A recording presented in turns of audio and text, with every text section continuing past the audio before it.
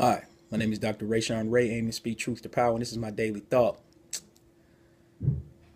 There's a lot going on in the world, and when that happens, it becomes important sometimes to step back, reflect, and acknowledge and thank people who have done things that are quite extraordinary.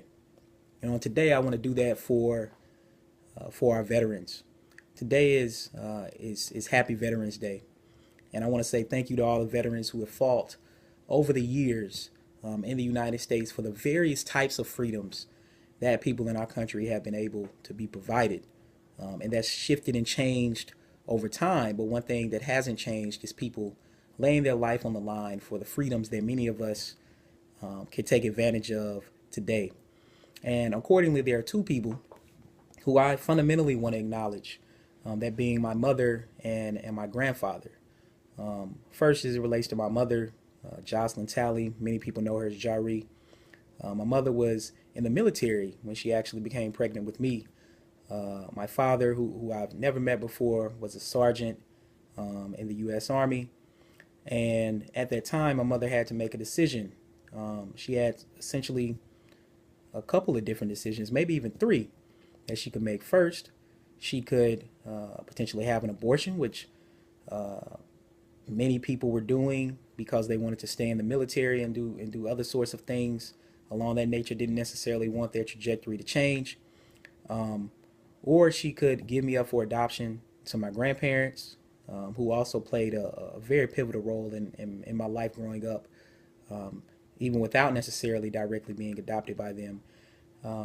But the reason why this was significant is because obviously she decided to have me and keep me and raise me as a single parent, struggling her entire life or my entire life, to help me get to where I am. And for that, I'm extremely thankful.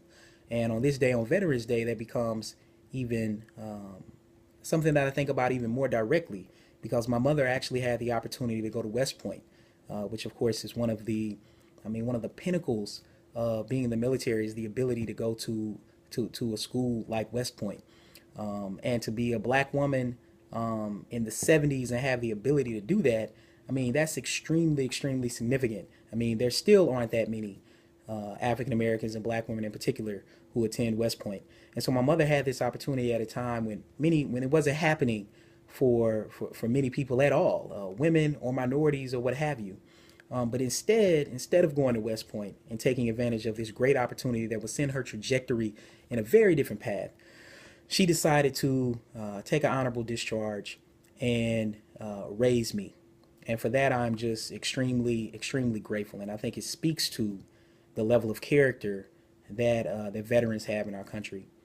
Second, I want to give a shout out to my grandfather, Clarence Williams, who is currently in the Tennessee Veterans Home and actually at this moment at the VA hospital in Murfreesboro, Tennessee. And I mean, he's just meant so much to me and taught me so many various things. I mean, he served 21 years in the U.S. Army as a drill sergeant at Fort Leonard Wood, at other places, serving in Vietnam and Korea, and the list will go on and on. And as he sits there in the hospital and is struggling at his age to make sense of reality in various ways, his experiences in the military are always salient and are always with him, positive and negative. And the experiences that military officers go through. I mean, oftentimes people see the physical wounds because they manifest in ways that we can visually see, but oftentimes people don't see the mental and emotional wounds that the military officers and veterans carry with them.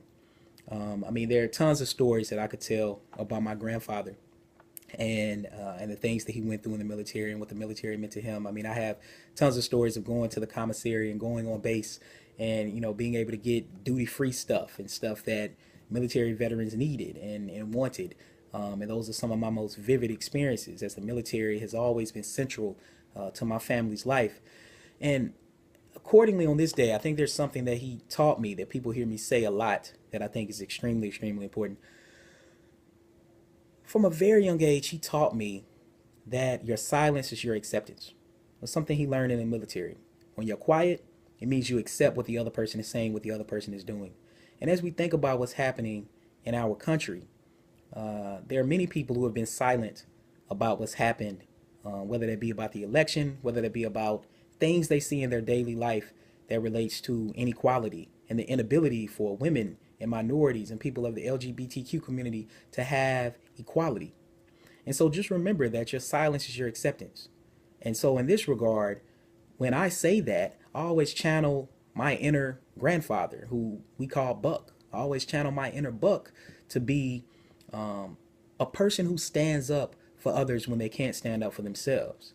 And I'm challenging you on this day, on Veterans Day, to do that.